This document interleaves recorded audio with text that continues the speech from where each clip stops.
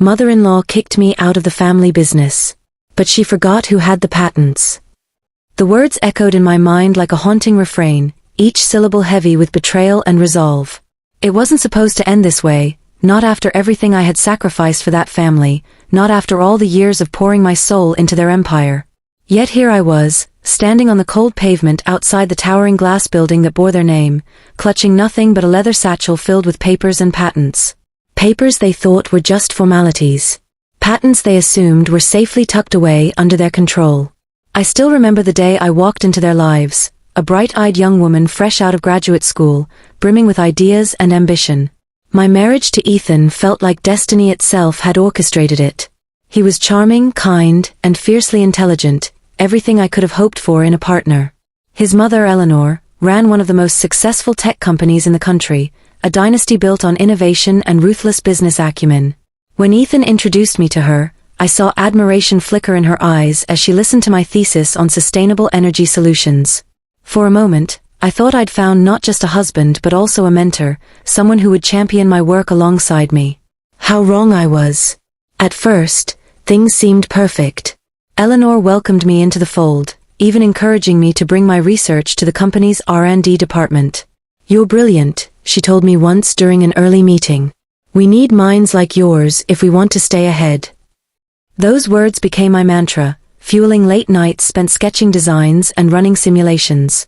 With every breakthrough, I felt more integrated into the fabric of the family business, and more committed to its success. But cracks began to show almost imperceptibly at first. Little comments here and there, Eleanor questioning why certain decisions should fall to me, subtle jabs about how outsiders often lack the loyalty required to truly understand the company's legacy. At the time, I dismissed them as harmless quirks, remnants of old-school thinking from a woman who hadn't always been comfortable sharing power. After all, hadn't she given me access to the labs? Hadn't she allowed me to lead projects? What I didn't realize then was that Eleanor's generosity came with strings attached, strings I wouldn't see until it was too late. It started with small things, meetings rescheduled without notice, key team members reassigned without explanation, budgets slashed without warning. Each incident chipped away at my confidence, leaving me scrambling to prove myself over and over again. And yet, despite the obstacles, I persisted. Because deep down, I believed in what we were building together. I believed in the potential of the technology I'd helped create, technology that could revolutionize entire industries, reduce carbon footprints, and change lives. Then came the patents. They were my baby, born out of countless sleepless nights and endless cups of coffee. Ideas scribbled on napkins, algorithms refined through trial and error, prototypes tested and retested until they worked flawlessly. The patents weren't just legal documents, they were proof of my contribution, tangible evidence of the value I brought to the table.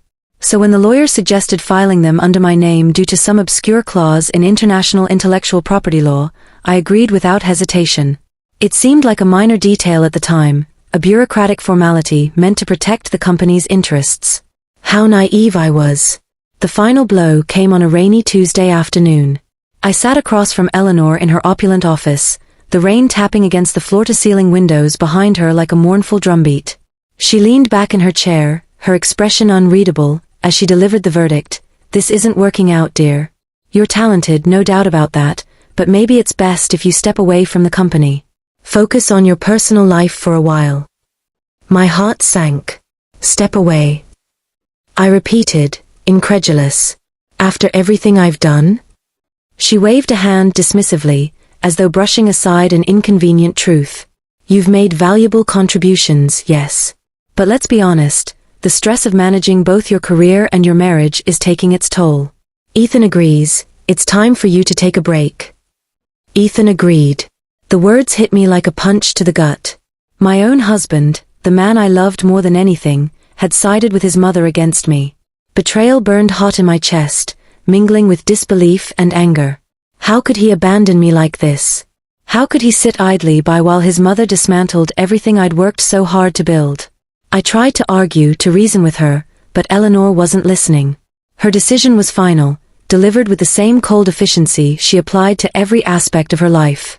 By the end of the week, I was officially out, my access revoked, my projects handed off to others, my name erased from the company directory. All that remained were the patents, locked away in my satchel like forgotten treasures. Standing there on the sidewalk now, staring up at the gleaming facade of the company that had once been my second home, I felt a strange mix of emotions swirling inside me. There was grief certainly, the loss of something I'd poured my heart into, but also a simmering sense of defiance. Eleanor thought she'd won, that by kicking me out she'd neutralized any threat I might pose to her empire. But she'd underestimated me. She'd forgotten who held the keys to the kingdom. As I hailed a cab and climbed inside, clutching my satchel tightly, I allowed myself a small smile.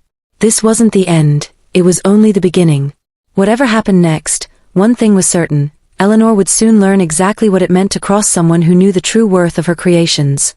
The days that followed were a blur of activity, each moment charged with purpose.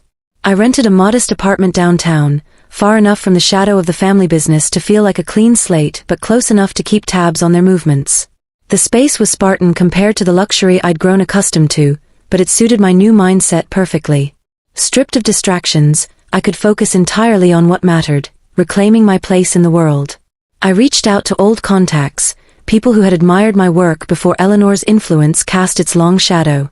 Some hesitated, wary of crossing the formidable matriarch, but others responded with cautious enthusiasm. One former colleague, Rachel, met me for coffee at a quiet cafe near the river. Over steaming cups of espresso, she listened intently as I laid out my plan. "You're serious about going head-to-head with her?" Rachel asked, her brow furrowed with concern. "Eleanor doesn't play fair, you know that." "I don't intend to fight dirty," I replied firmly. "Just smart.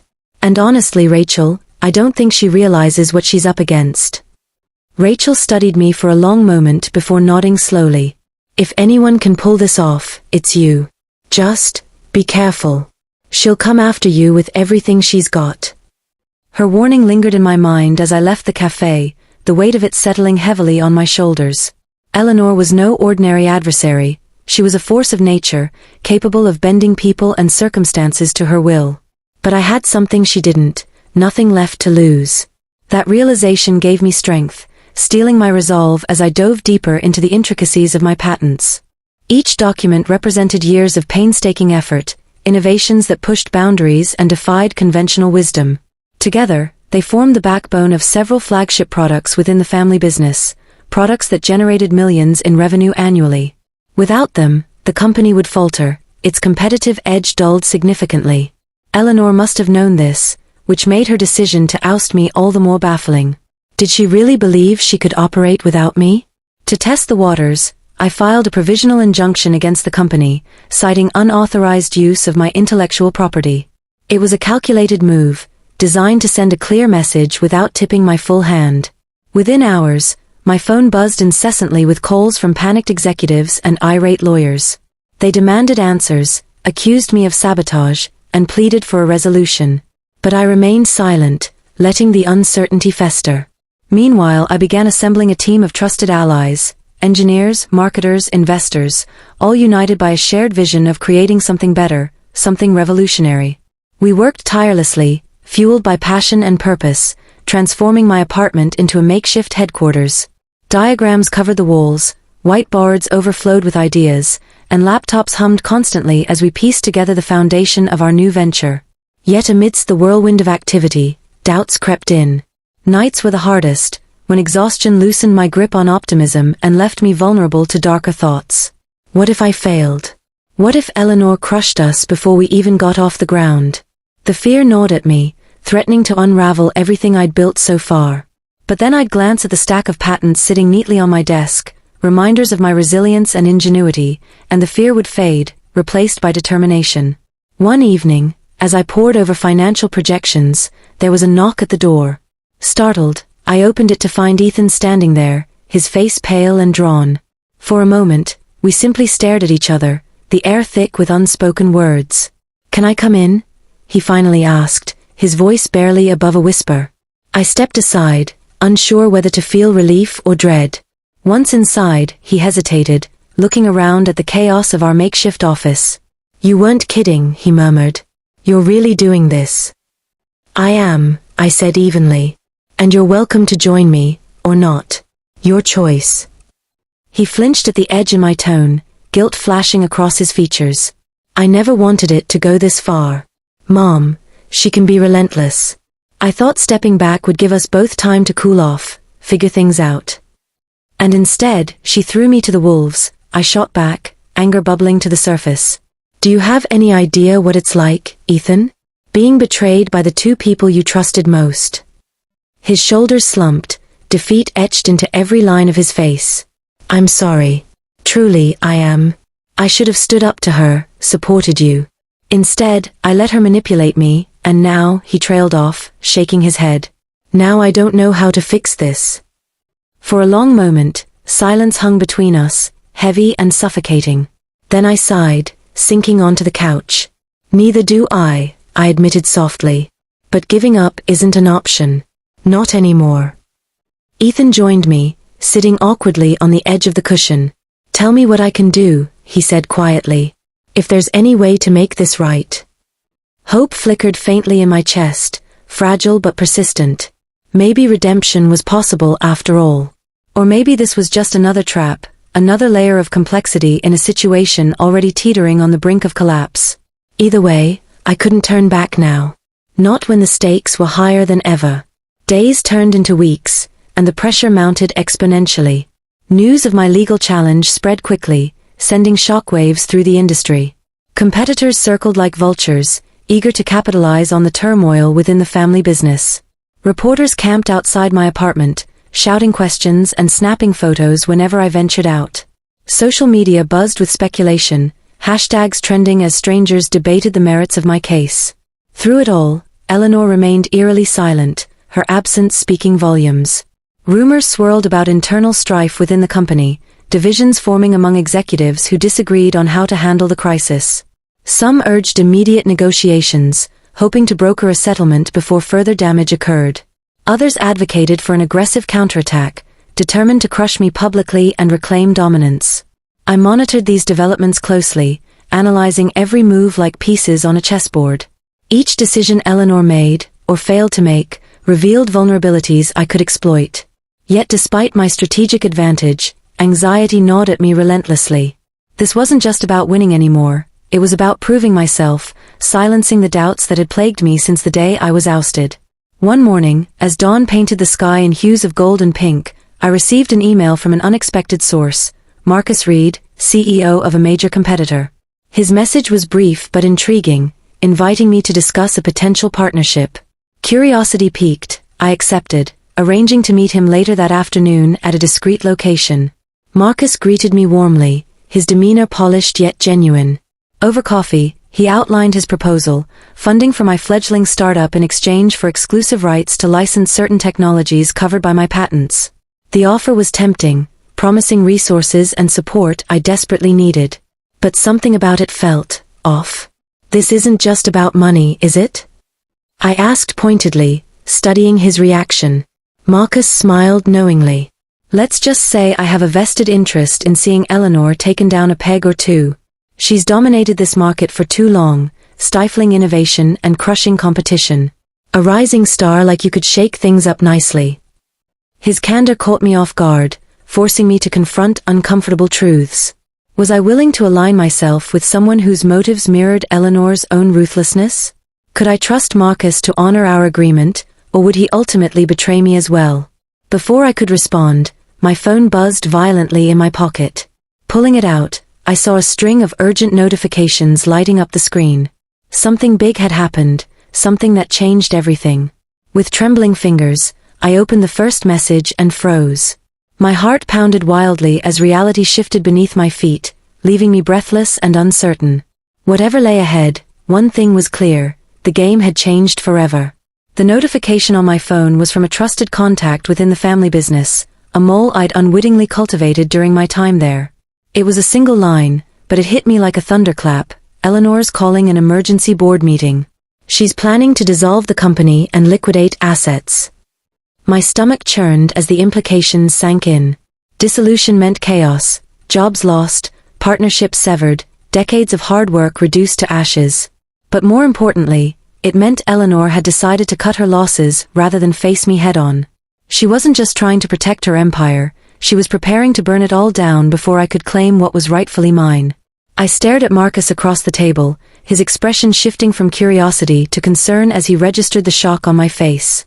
"What is it?" he asked, leaning forward slightly. I hesitated for a moment, torn between secrecy and necessity. Marcus might be playing his own game, but right now, he was the only ally I had in the room.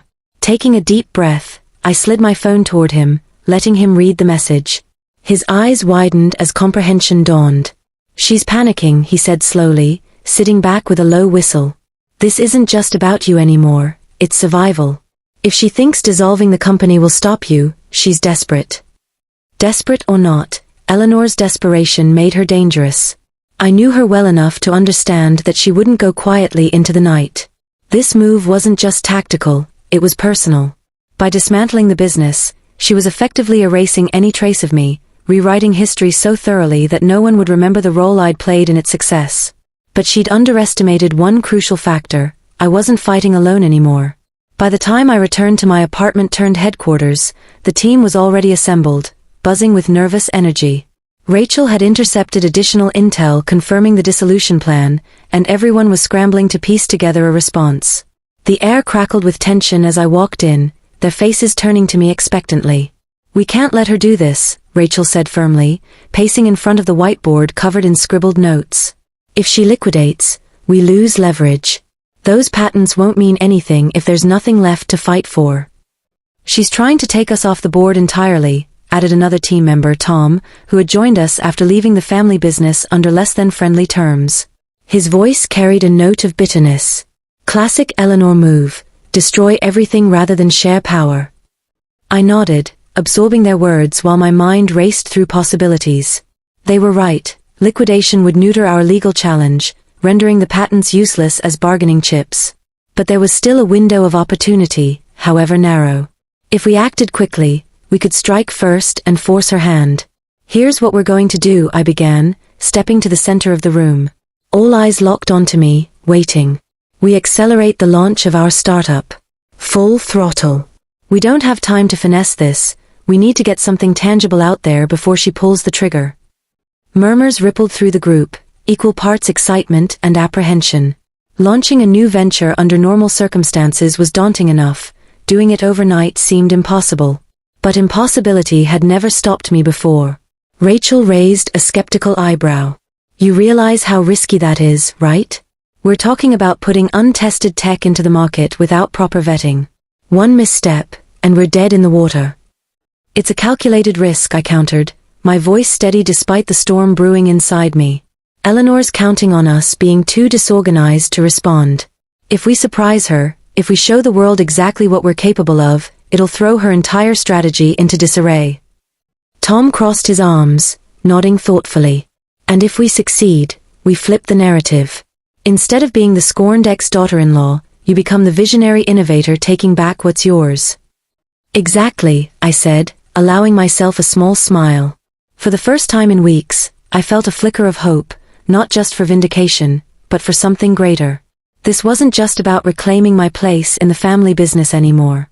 It was about proving that innovation didn't belong to corporations or dynasties, it belonged to the people brave enough to create it. The next 72 hours blurred into a feverish haze of coding marathons, design tweaks, and last-minute pitches to potential investors. Every waking moment was consumed by the singular goal of launching our flagship product, a revolutionary energy storage system powered by nanotechnology. It was the crown jewel of my patents, the culmination of years of research and development. And now, it was our lifeline. As the final pieces fell into place, I found myself standing in the dim glow of my laptop screen, staring at the countdown timer we'd set for the official announcement. Beneath the surface-level exhaustion, adrenaline coursed through my veins, sharpening my focus and steeling my resolve. This was it, the moment when everything changed. At precisely midnight, we went live. Social media erupted with teasers, press releases flooded news outlets, and influencers began sharing glimpses of the technology's potential. Within minutes, the buzz reached critical mass, trending globally and sparking debates among industry experts. The message was clear, the future of sustainable energy had arrived, and it wasn't coming from the usual players. Eleanor's reaction came swiftly and predictably. By sunrise, Lawyers representing the family business were flooding my inbox with cease and desist orders, accusing me of intellectual property theft and corporate espionage. Their tone was venomous, dripping with accusations designed to intimidate. But beneath the bluster, I detected a note of panic, an acknowledgement that they were losing control of the narrative. That afternoon, I received a call from Ethan. His voice was strained, bordering on frantic. "Mom's losing it," he said without preamble. "She's threatening to sue anyone who partners with you, cutting deals left and right to sabotage your launch. You need to stop this before it gets worse." I clenched the phone tightly, resisting the urge to lash out. "It's too late for that, Ethan. She started this war, not me. And if she wants to keep fighting, fine, I'll meet her on every battlefield she chooses." There was a long pause on the other end of the line. When Ethan spoke again, his voice was softer, almost pleading. "Please, just talk to her. Before it's too late." For a fleeting moment, doubt crept in.